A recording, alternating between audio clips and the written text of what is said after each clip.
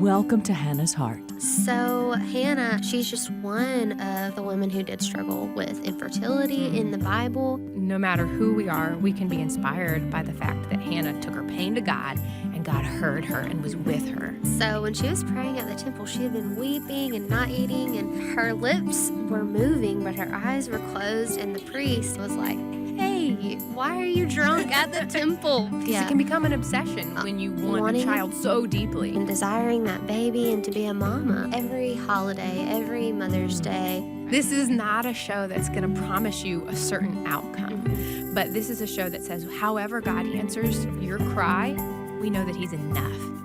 Hey, I'm Ann. And I'm Kendra, and you're listening to Hannah's Heart on American Family Radio. Or maybe you're listening to our podcast or watching us on YouTube or Facebook or all of the places. We are just glad that you're a part of the Hannah's Heart family. For anyone new to our show, we started out as a podcast radio show because our journey was infertility and miscarriage, and went on for you to child loss. And we just knew how isolating and lonely and confusing that time period was, and just how important it is to fix your eyes on Jesus. So since starting that show, we've gone on to talk about a lot of other topics, all when you have a plan or a dream and it doesn't turn out the way that you thought it would. Right. How do you surrender that to God? So if that's you, welcome to the Hannah's Heart family. Yeah, we hope that we can always be there for people during those times, to mourn with those who mourn, and then also to be happy with those who are really happy. And so that's been a pleasure to get to be part of the Hannah's Heart family when people do call us and let us know their happy news. And so we're thankful for that. Today, I have on a special guest, a friend that it's crazy that I was in college 10 years ago. Girl, mine's more like 20. Mine's more like 20. It's been a while ago now. But we would see each other every day because our apartments were right beside each other in a small town near Tupelo, where AFA is located. I have on Kendall Semino Yates. Did I pronounce your last name correctly, Kendall? Yeah, you did good. Good. But she is on today. We saw each other a whole lot during college, and then now we've kept up with each other over social media, I guess you would say. You're going to come on to tell us your story of loss, Kendall, but also to tell us your story and where you're at in life right now, and just how you've been able to still see the goodness of God even after the loss that you went through. Yeah, I was thinking about it actually, and it's been almost 15 years. Oh my goodness, it's been 15?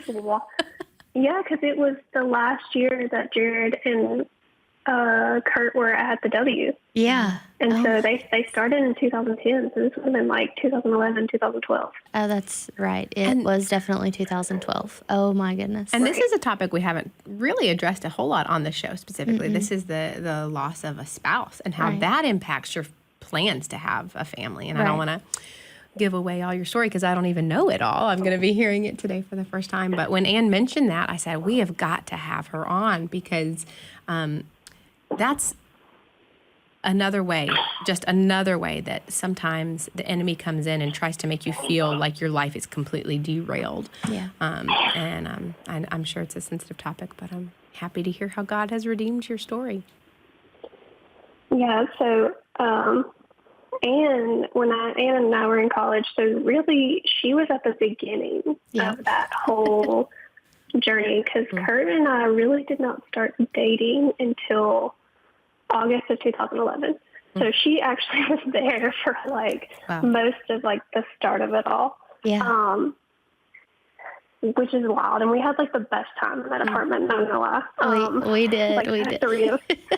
The three of us just hanging out, cooking dinner. Yeah. But yeah, we started dating in 2011 and we dated until we were engaged in 2016. And then we got married in 2017. So October of 2017, we got married. We had done all the things. We went to college. We waited until we both were settled, like that was like Kurt's big thing. He's like, I want to be financially stable, like before we get married. The provider. Like, okay. Okay. Yes. And so we had, I guess, dated for like 5 years at that point before we got engaged. And then we got married a year later. And we built our house together, did all the things that couples do, like to get ready for this life you're starting together. Yeah. And we were married for 2 years. And when he had his car accident in December of 2019, he was on his way home from work. So he was an ICU nurse, and he was working the night shift. And so that morning he had called me and he was like, hey, I'm going to pick up a pizza, like on the way home. And he just never made it home. And Kendall, I feel like we need to talk about how good Kurt really was. Like y'all were y'all were so sweet, but then, and people might judge me for this, but Kurt and I were apartment mates, and another guy that was like a brother to me, and they were the best people to live with. There was nothing wrong. Separate rooms. Like, roommates you could have. Yes, and that was honestly, I think, the only way that my parents even were going to let me live in Columbus, Mississippi, because of the crime rate there. But everyone had separate bedrooms. Everyone was Christians and God-fearing adults at that time. Yes, and Anne will probably remember this. At the time, Anne, and correct me if I'm wrong, but like Kurt loved to pick on people. Yes. And I think at the time it annoyed Anne. I didn't know how to take it. Yeah. But in reality, the truth is, if Kurt picked on you, he liked you. It was a good sign. Yes.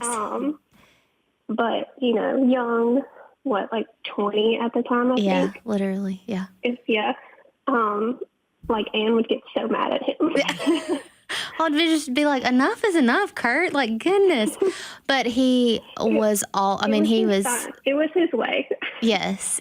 And he was always, oh my goodness, yes, there for a joke. But he would joke around just as much as he would talk about Jesus. And he talked about Jesus all the time. Yeah. And he was... he was really good about, like, if you became friends with him, like, he was really good about keeping that connection.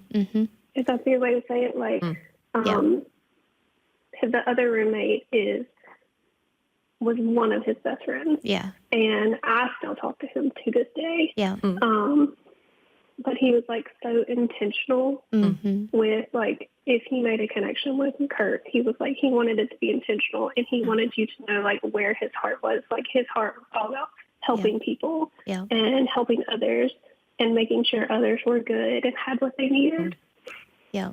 Well, Kendall, was there a moment, I love a good love story, that you knew, like, oh man, I'm going to marry this man? So we have a running joke. The group that Ann talks about that they shared the apartment with. Obviously everybody has like a not so great college period that they probably regret, and then they learn from it and grow. Yeah. I definitely had not the greatest start of college. I definitely, did the little traditional like party side of college that now you look back and you're like, wow, that was really stupid. And so I later grew out of that and grew my faith in Christ and really like kind of did a 180. And so when Kurt first met me, which was in 2010, I still had that lingering past of what, college was supposed to look like or what I thought it was supposed to look like. And Jared had looked at him, which is the friend that Ann and Kurt had lived with, and he was like, well, what about Kendall? And excuse my French, but Kurt looked at Jared and said, no. Wow. And then it was like a year later, and we had started talking. We had like hung out that entire year and been friends. And it was like in August of 2011, we like kind of looked at each other and we were like, what are we doing? Like, you're right here. And it honestly took us being friends for an entire year to really realize, like, the person I was looking for was right here this whole time. Wow. And I was just running from it. Yeah. And I think when he let himself fall for you, he fell head over heels for we Kendall. fell hard and fast. Yeah. We had, like, as soon as we had decided, like, we had been friends for an entire year, and as soon as we decided, like, we were together pretty much every day. He would go home occasionally. I think, like, 3 months in, like, we already knew and had told each other we loved each other. Wow. Like, we knew immediately. And, like, from there, we just kept it going. And there was, like, it was rough. Like, we had rough periods. Everybody does. Yeah. Because we, like Ann said, we were, like, next door to each other. So we could hang out 24/7. And then he decided, I really want to go back to East Central and become a nurse. And I said, okay, that's great. So I worked in Columbus, and then he went to school in Decatur, Mississippi. So we were, like, 2 hours away from each other for, like, 2 years at that point. And that was really hard and really testing on our relationship.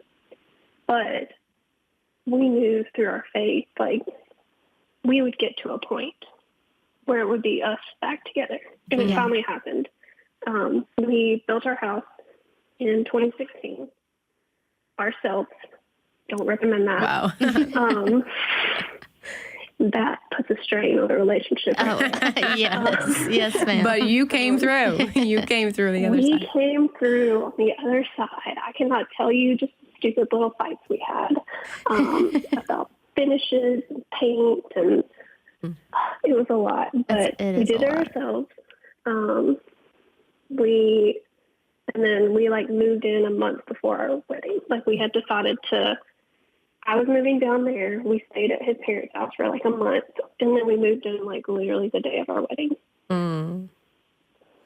So you're building this home and planning a future. Had you had the conversation about we hope to have kids someday at this point? We knew we wanted kids. But we had always kind of viewed it as, okay, let's get married. Because keep in mind, we built this house.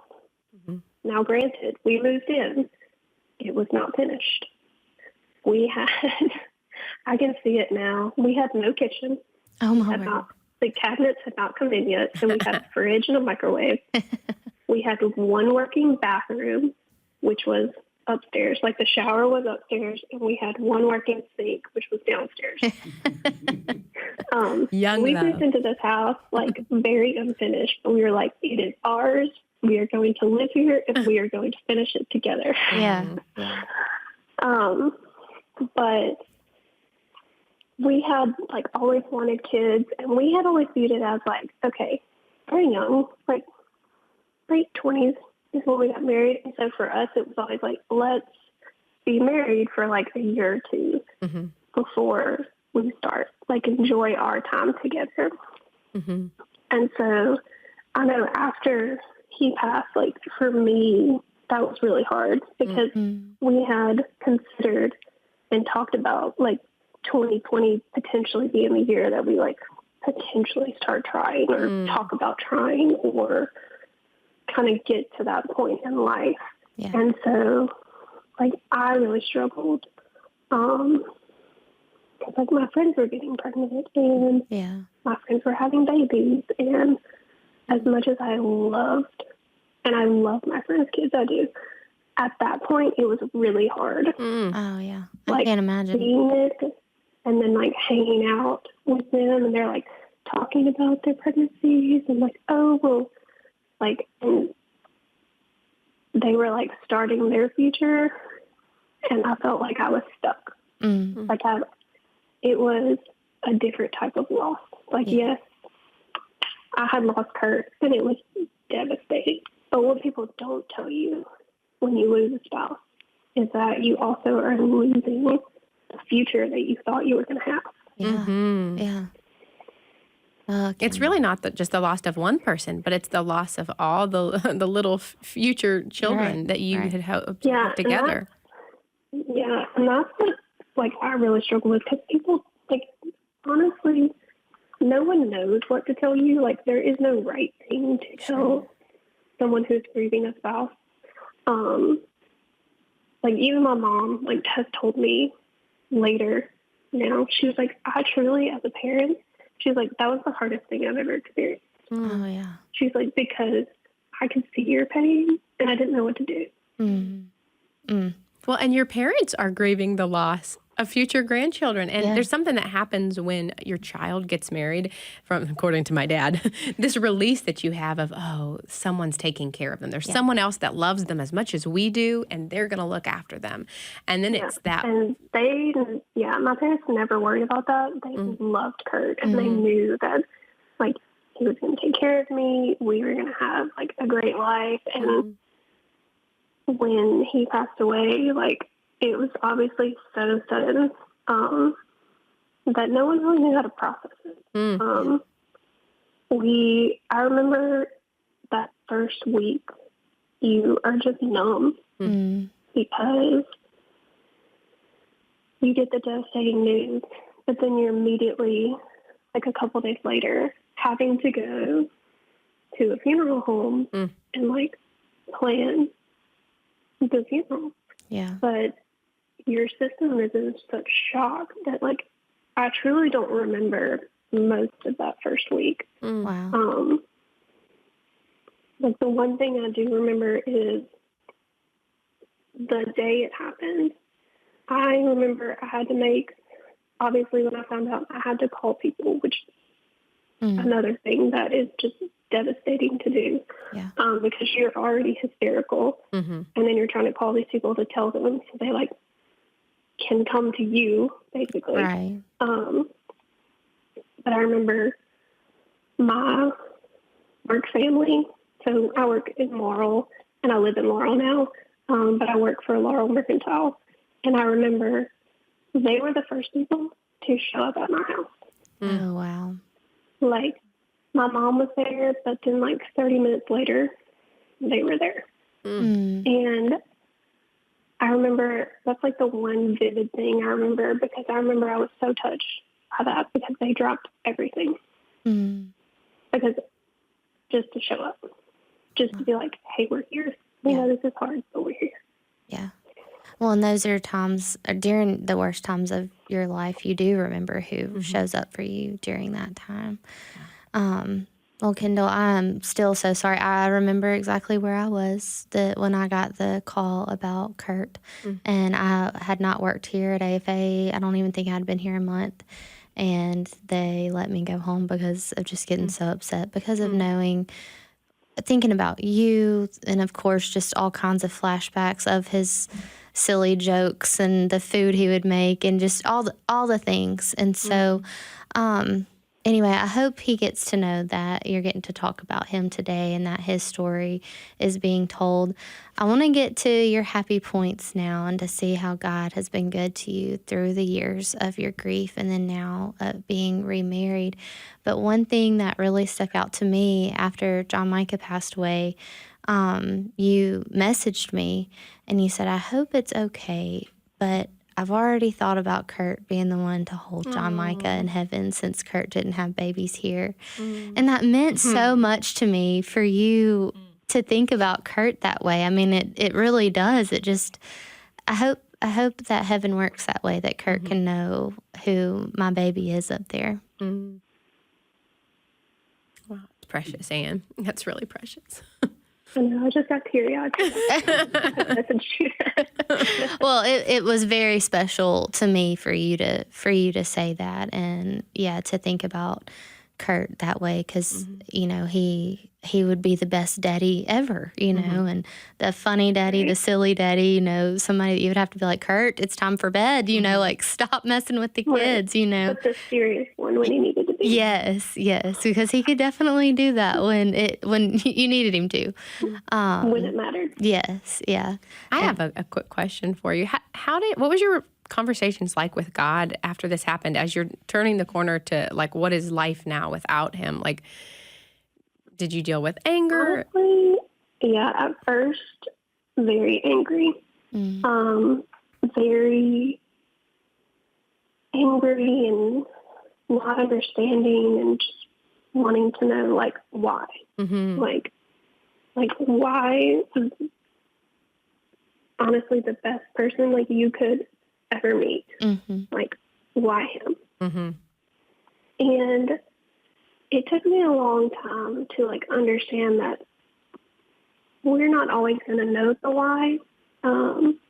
We're not always going to get that answer. And it took me probably longer than it should have to really get past that. And I really think COVID didn't help that. No. Because, you know, his accident happened December 2019, and then, like, 3 months later, Lockdown. the Wow. world shut Bless down. your heart. So I think that really played a part in, like, why I held on to the hanger so long, because I didn't have that community that I needed. I didn't have, like, churches were shut down, so I wasn't going to church every Sunday. I wasn't, you know, that sense of community that you need in situations like that. Like, I really wasn't getting it. And it was really during that time that I was like, okay, I need to figure out what I need and do something for me. Yeah. And so that's when I decided that, okay, I'm going to buy a house in Laurel, Mississippi, because I have community there. At that time, we were living in Lewin, Mississippi, which, if you know, is in the middle of nowhere, like country. And so I had kind of decided, like, 6 months after, I need community. And even if that's not at home, because, like, for me, Starkville is where I'm from, but I had not lived there in so long. Like, for me, I didn't have community there, besides my family, obviously. But outside of my family, my community was in Laurel. So, like, during COVID, I would come up to Laurel on, like, a Friday and just work at the mercantile for the rest of the afternoon to get out of the house and just to see people. And so I found a house, I bought it, and I ended up moving to Laurel in December of 2020.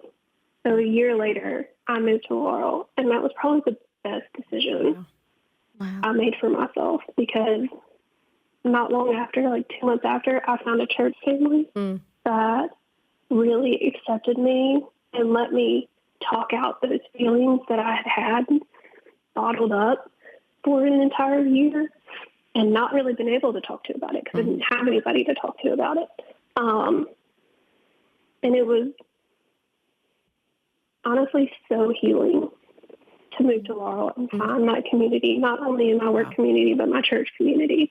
Do not do it alone, folks. If you are walking through grief, do not do it alone. Kendall, I just want to let you know we have about 2 minutes left, and I know it's hard to condense a healing journey, but we want to hear the end of your story, or the next chapter, so I'll say. Laurel really started the healing journey. Like I said, I moved in December of 2020. I actually met my current husband earlier than that, but we did not start dating until 2022. So fall of 2022 is when I myself felt I was physically, mentally, spiritually ready to let someone else in. And I'm very fortunate with him because he lets me live a life where Kurt's still a part of it, if that makes sense. Love that. If I have bad days, he's there for me. When we got married, he let, which nobody really, I guess, if you went to our wedding would know, but there were little pieces of Kurt in the wedding. The veil I wore when we got married was the same veil I used when I married Kurt.